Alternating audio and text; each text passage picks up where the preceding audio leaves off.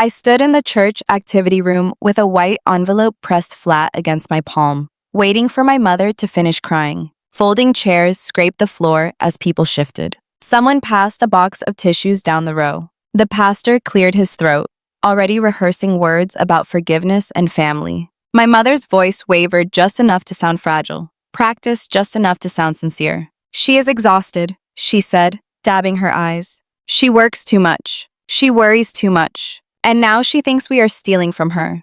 50 faces turned toward me. Pity, confusion, judgment. I did not argue. I did not defend myself. I stepped forward and set the envelope on the table between us. "This is not a family discussion," I said. My voice surprised even me. Steady, clinical. "This is evidence." The room went quiet in the way hospital rooms go quiet right before a code is called. Everyone thought the envelope held a check.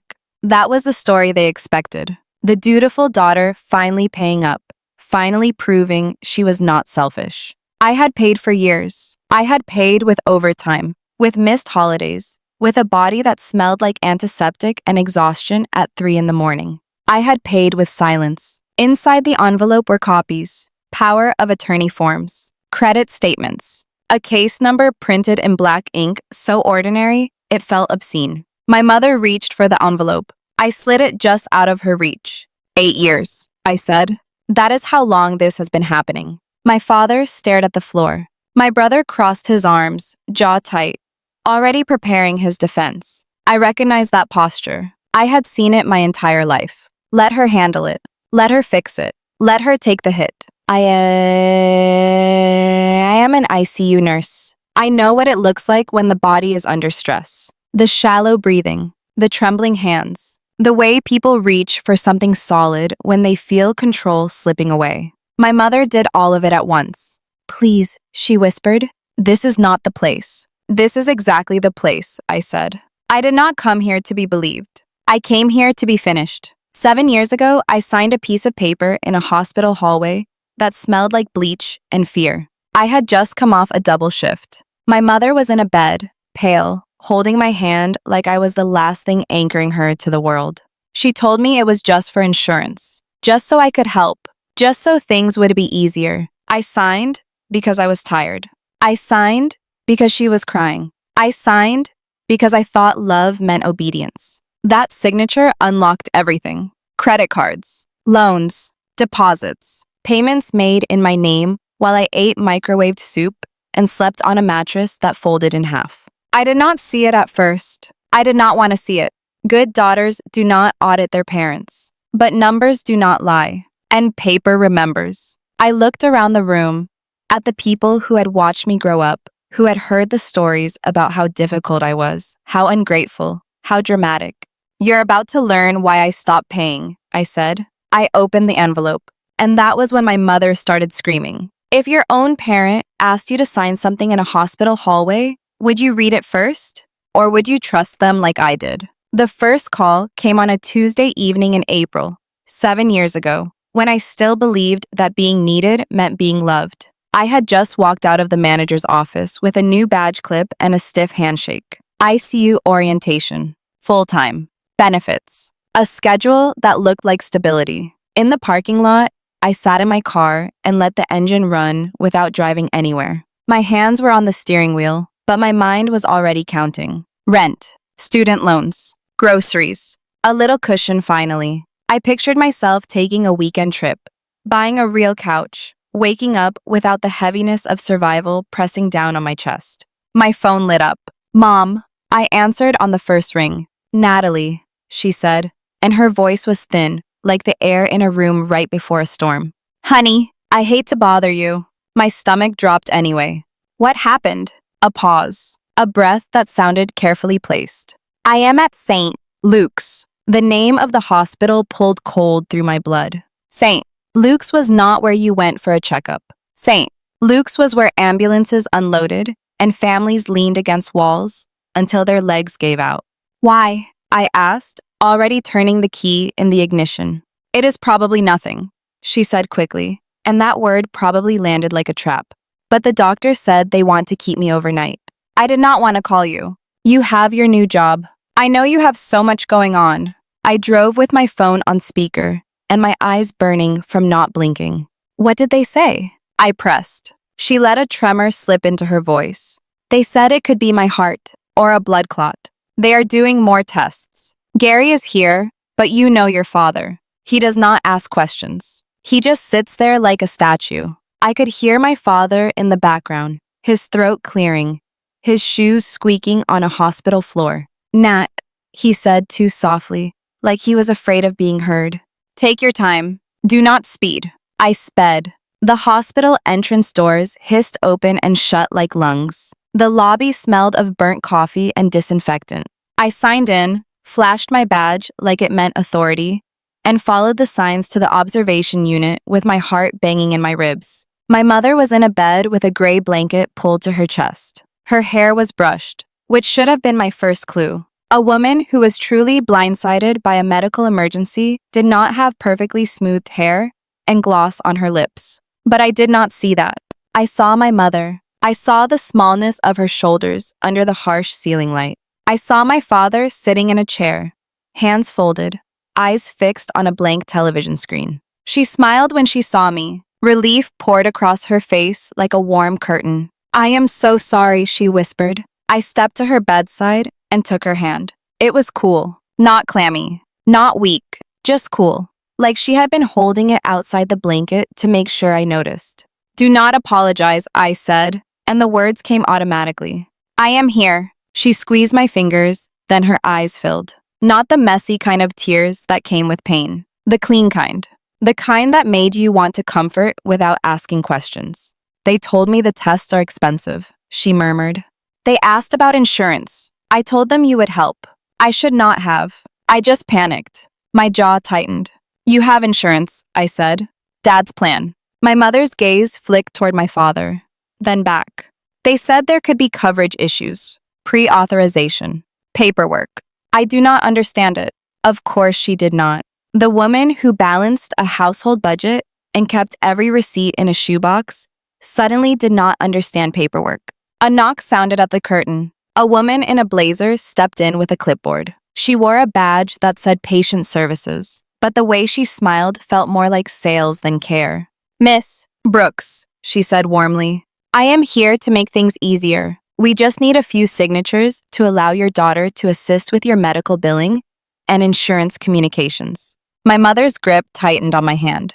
It is just to help, she said, just so you can talk to them. I do not want to miss anything. The woman set the clipboard down, angled it toward me like she was doing me a favor. The papers were dense, small print, boxes, initial lines. My eyes scanned quickly, snagging on a phrase that made my brain hesitate. Power of attorney. I remember that moment with a strange clarity, like a freeze frame. The fluorescent light buzzing, the beep of a monitor in the next bed. My mother's thumb tracing circles on my knuckle. My father's silence. The pen offered to me, capped, oui.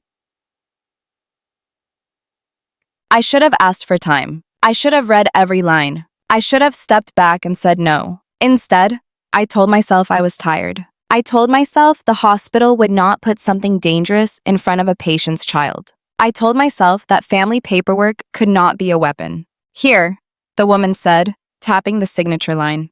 Just sign and date. It is standard. My mother's eyes held mine. You are my rock, she whispered. My hand moved before my mind could catch it. The pen scratched across the paper. My signature flowed out of muscle memory. The date followed. One quick initial. Another. The woman took the clipboard back with a satisfied nod. Perfect, she said. Now you can handle everything for her. Less stress. More healing. My mother sighed like a burden had been lifted. She leaned back against the pillow and closed her eyes. Thank you, she said softly. I do not know what I would do without you. I felt proud. That is the sickest part. I felt useful. 2 weeks later, she was fine. It was not a clot. It was not a heart issue. It was a scare. She laughed about it on the phone like it had been a silly misunderstanding. Then, a month after that, she needed help with a specialist. A month later, medication that was not covered. A month later, a surprise bill. Each time, she said the same thing. I hate to ask. Each time, I sent money anyway. At first, it was $500, then $1,000, then 1,500. The numbers grew the way weeds grow in a garden you stop checking. Quiet at first, then everywhere. I took extra shifts. I picked up nights. I told myself I could sleep later. I told myself I did not need vacations. I told myself other people were selfish for choosing comfort when family was struggling. One night, after a 12-hour shift, I sat in my break room with my shoes off and my socks damp from sweat. I opened my banking app and transferred $2,000 to my parents. Confirm. Done. A coworker asked if I wanted to join them for burgers after shift. I shook my head and smiled, like I had a life waiting for me. In my car, I ate a peanut butter sandwich out of the wrapper, staring at my gas gauge and doing mental math.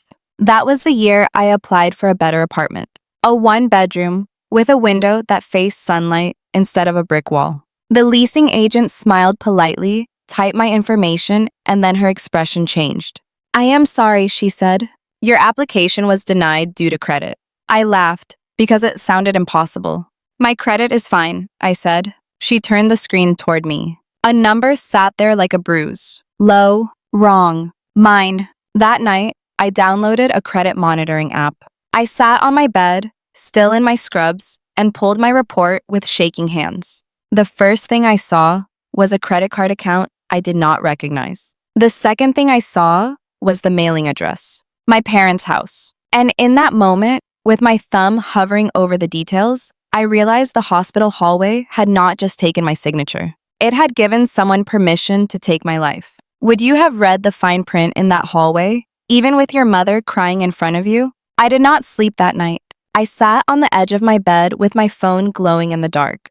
The credit report open like a diagnosis I was afraid to say out loud. One account I did not recognize could be a mistake. 2 could be a clerical error. 3 was a pattern. There were 3. 2 credit cards. 1 personal loan. All in my name. I scrolled slowly, forcing myself to read every line. Open dates. Credit limits. Current balances. Payment history. The balances were high. The limits were higher. Whoever opened these accounts did not do it to survive. They did it to spend. The mailing address on every account was my parents' house. I set the phone down and pressed my palms into my eyes until I saw white.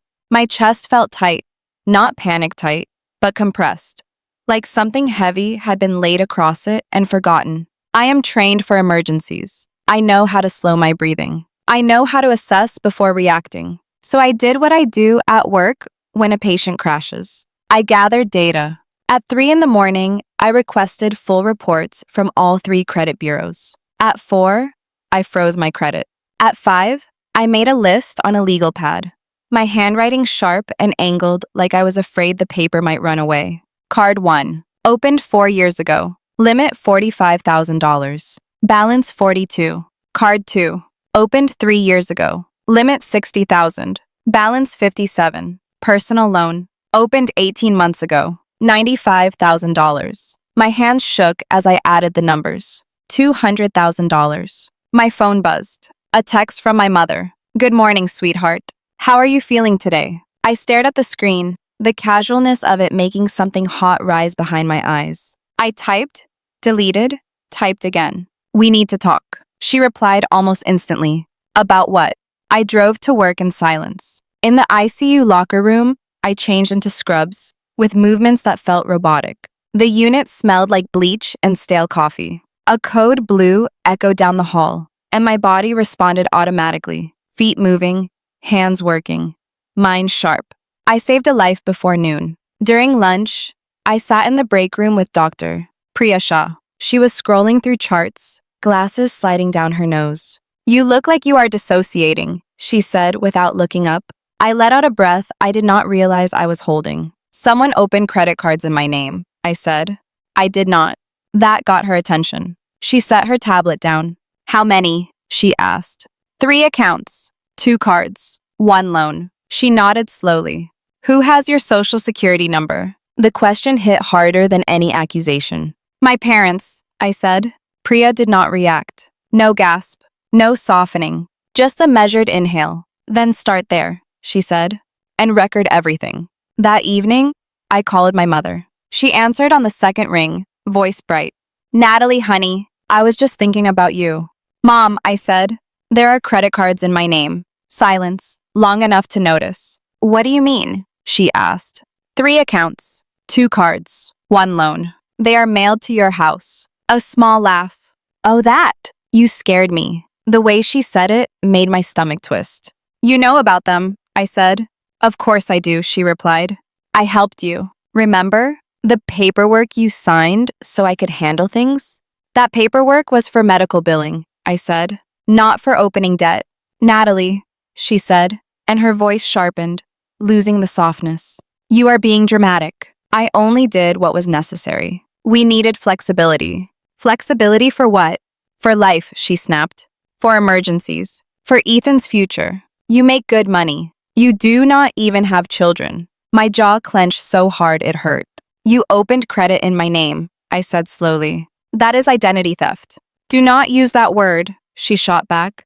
It is not theft when it is family. You owe us. We raised you. We sacrificed for you. I heard my father in the background, murmuring something I could not make out.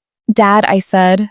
Are you there? A pause. Then Nat, he said quietly. Let your mother handle this. She knows what she is doing. I ended the call without saying goodbye. My phone buzzed immediately. Do not make this a big deal, my mother texted. You always do this. I saved the text. The next piece fell into place 2 days later. I was scrolling through my brother Ethan's social media, something I had learned to do when I wanted to understand what my parents were not telling me. There it was, a photo of him and his fiancée, champagne glasses raised, a caption about deposits and venues and big plans. I pulled the statements back up and cross-referenced dates, a charge for a luxury event space. The same week, Ethan posted about locking it in. My hands went cold. I texted him. Did you know about the cards in my name? The typing bubble appeared, disappeared, appeared again. Mom said you were helping. Helping how? Another pause.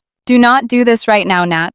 We are under a lot of stress. I closed my eyes. I did not scream. I did not cry. I opened my laptop and started building a timeline. Transfers I had sent for medical bills. Charges that appeared within days. Payments cycling back to minimum balances. It was elegant in the ugliest way. Circular. Self-sustaining. I made an appointment with an attorney the next morning. Marisol Vega did not waste time on sympathy. She flipped through my documents, lips pressed thin. This is financial abuse, she said, and the power of attorney does not protect them. What do I do? I asked. She looked at me over the rim of her glasses. You stop being quiet.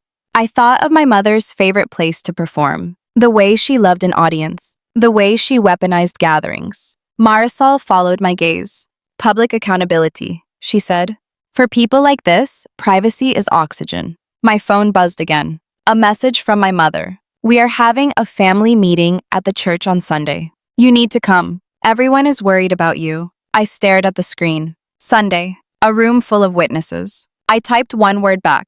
Okay. And as I hit send, I knew I was done protecting her. If the numbers proved your family was lying, would you confront them quietly or let the truth speak out loud? Sunday arrived gray and cold, the kind of weather my mother loved because it made her seem fragile by default. The church activity room was already half full when I walked in, folding chairs in neat rows, a long table at the front with a box of tissues, a pitcher of water, and styrofoam cups. The setup of concern, the architecture of shame. My mother sat near the center, shoulders slumped, hands folded in her lap.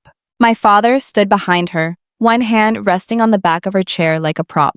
Ethan and his fiancée sat together, close enough to look united, far enough from me to pretend neutrality. The pastor greeted me with a sad smile. We are glad you came, Natalie. This is about healing. I nodded and took a seat near the aisle. My purse felt heavier than usual. The binder inside it pressed against my hip like a second spine. My mother began. She did not accuse me directly. She never did. She told a story instead, about stress, about how hard I worked, about how worry had made me suspicious, about how families sometimes hurt each other without meaning to. I think Natalie is overwhelmed, she said softly. She sees numbers and thinks the worst. She forgets that love is not transactional. Heads nodded. Murmurs of agreement rippled through the room. I watched my mother as she spoke. The cadence, the pauses, the way she let tears gather but not fall. She was good at this. She had been practicing her whole life. When she finished,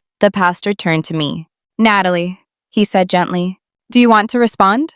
I stood. I did not rush. I did not look at my mother. I placed my purse on the table and opened it. "I am not here to argue," I said. "I am here to document." Confusion flickered across faces. I pulled out the first document and laid it flat. "This," I said, "is a power of attorney I signed in a hospital hallway 7 years ago." My mother inhaled sharply. "It was for insurance," she said quickly. I nodded. "That is what I was told." I pulled out the next page. "These are credit card accounts opened in my name after that signature." I slid copies down the table. Open dates circled. Balances highlighted. A woman in the second row leaned forward. "Those numbers," she whispered. "That is a lot of money." "Yes," I said. "It is." My mother stood up so fast her chair tipped backward. "You are twisting things," she said. "You agreed to help us." "I agreed to handle medical paperwork," I replied. "I did not agree to debt." I reached into my purse again. "This is a recorded call from 2 weeks ago," I said. My mother explaining why she used my credit. The room shifted. The pastor raised a hand. "Is that appropriate?" I pressed play. My mother's voice filled the room. Unmistakable. "It is not fraud when it is family," the recording said. "You owe us." Silence followed. Thick. Heavy. My father's face drained of color. "That is taken out of context," he said. "Here is the context," I replied, and placed the timeline on the table. Transfers I sent. Charges that appeared within days. Minimum payments cycling back. Every pattern marked in clean columns. "This is not confusion," I said. "This is a system." Ethan stood up. "This is he said. "You are embarrassing everyone." I turned to him. "Did you know the cards were in my name?" I asked. His fiancée looked at him sharply. He hesitated. Just long enough. "Yes," he said. "But Mom said it was fine." Her hand slipped from his arm. "I did not know that," she said quietly. My mother let out a sound that was half sob, half snarl. "You are destroying this family," she cried. "After everything we did for you." I reached into my purse one last time and placed the white envelope on the table. "This is a notice from the Financial Crimes Unit," I said. "A case has been opened." The pastor froze. "What does that mean?" someone asked. "It means an investigation," I said.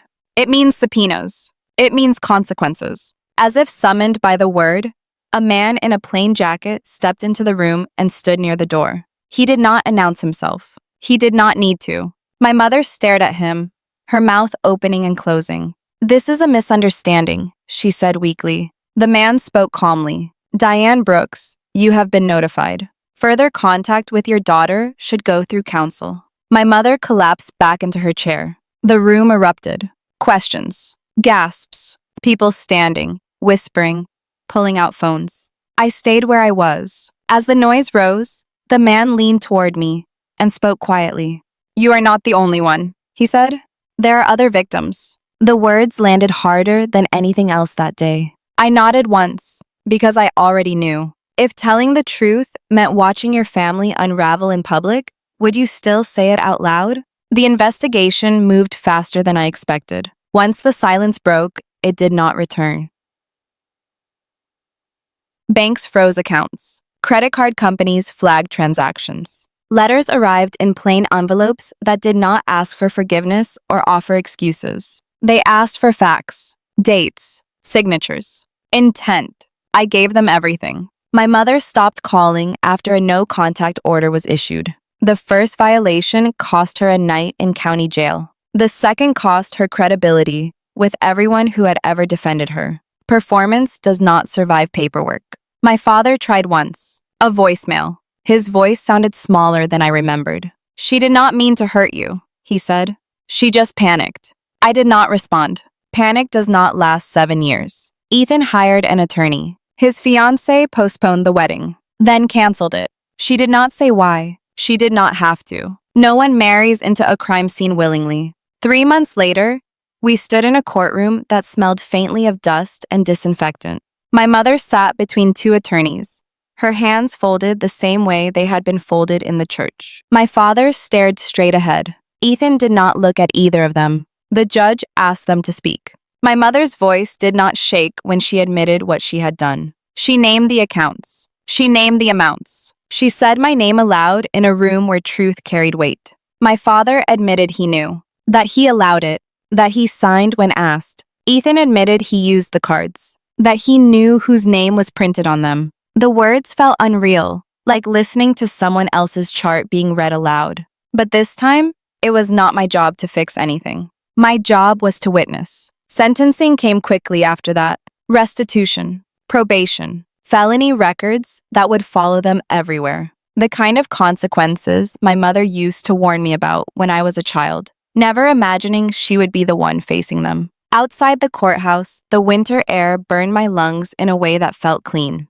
"Are you okay?" the detective asked. "I am breathing," I said. "That feels new." Rebuilding was quieter than destruction. I disputed accounts. I repaired my credit. I moved into an apartment with windows that opened and a kitchen that fit more than one person at a time. I bought a real bed. I slept through the night.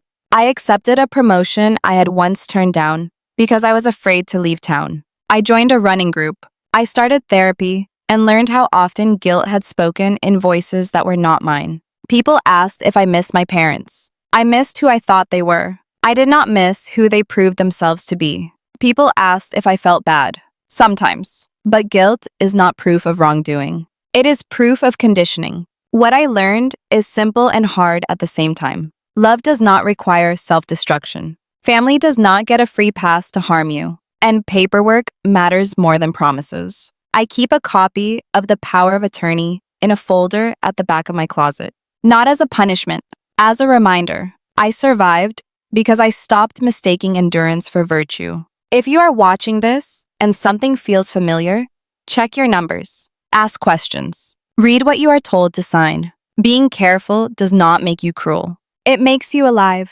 If protecting yourself meant disappointing your family, would you still do it?